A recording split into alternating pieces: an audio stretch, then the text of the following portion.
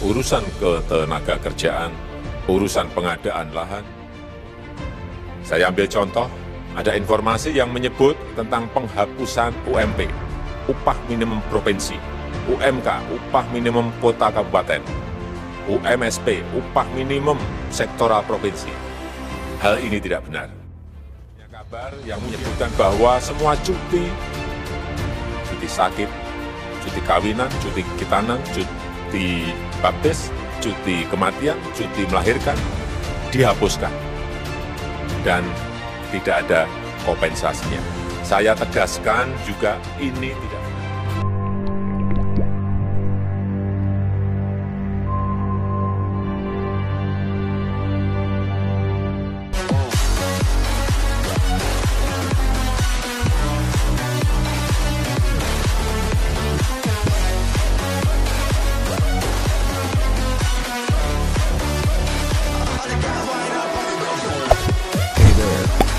Subscribe to my channel and also press this bell icon.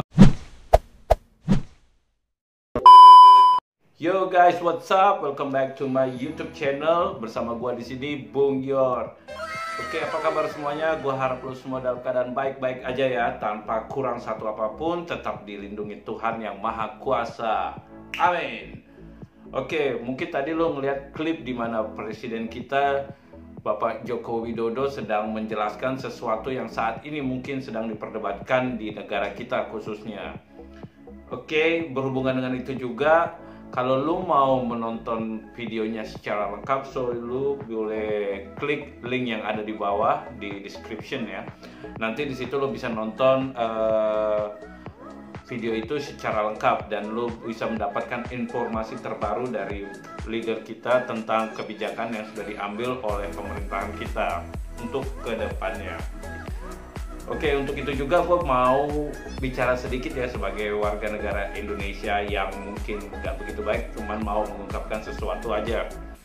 Ya, gue gak ada masalah sama orang-orang yang mau berdemo atau unjuk rasa. Namanya itu kan sebuah sarana untuk menyampaikan aspirasi yang mungkin ingin diberikan kepada wakil rakyat yang tugas di gedung DPR atau MPR, semacam itulah. There is no problem to me. Cuman yang menjadi masalah, apakah bijak kalau kita lakukan hal itu pada saat seperti ini? Kita tahu juga bahwasanya negara kita lagi benar-benar struggle atau berjuang untuk keluar dari pandemi COVID-19. Ini adalah wabah guys. Dan wabah ini kita mengerti juga bahwasanya mengharuskan kita untuk tidak berkerumun atau bergerombol untuk sementara ini. Karena virus itu akan bertumbuh secara pesat ketika kita berkumpul berkerumun. Dan juga yang mau gue ingetin ya, kita nggak pernah tahu orang-orang yang datang dari manapun pada saat demo itu, apakah dia benar-benar clean, apakah 100% bersih atau semacam itu, kita nggak pernah tahu. Dan kacaunya lagi ketika kita pulang ke rumah keluarga kita, pada saat kita kembali ke lingkungan kita masing-masing, kita nggak pernah sadar juga apakah kita udah terinfeksi dan terkontaminasi dengan virus itu dan kita membawanya ke rumah.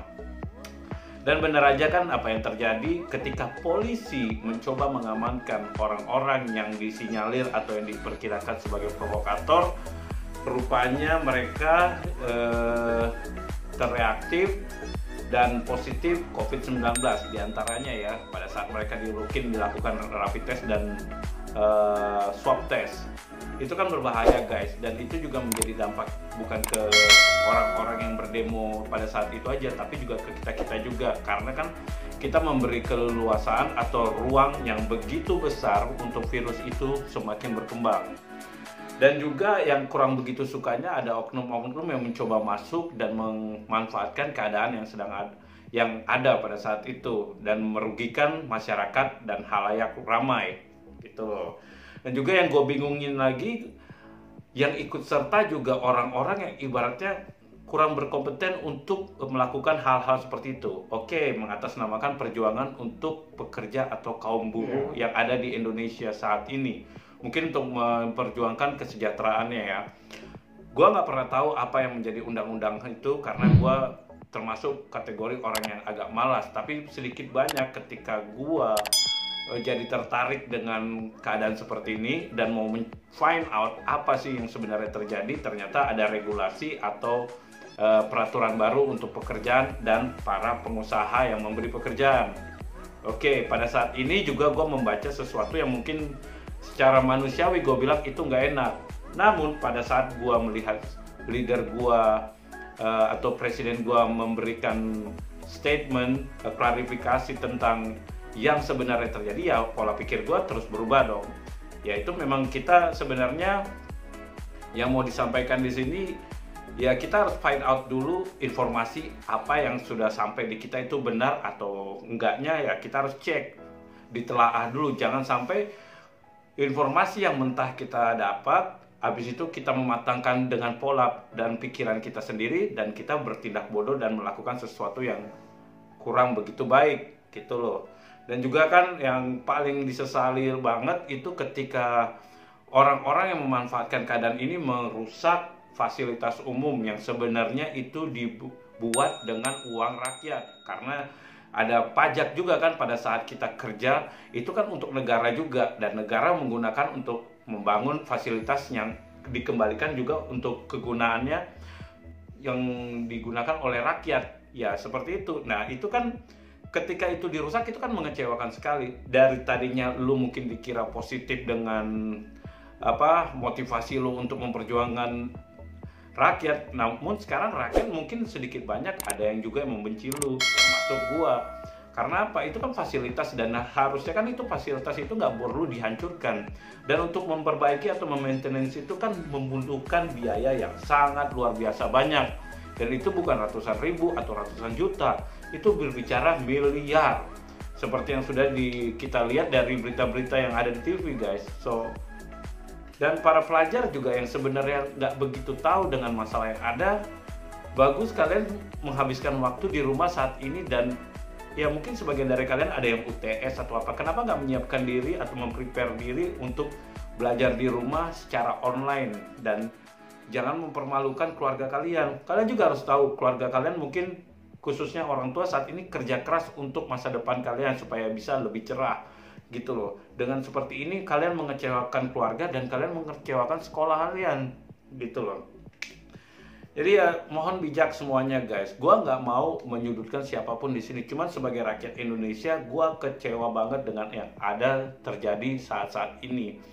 Kenapa memperjuangkan rakyat terus menghancurkan fasilitas rakyat gitu loh. Dan fasilitas itu yang dibuat menggunakan uang rakyat gitu loh.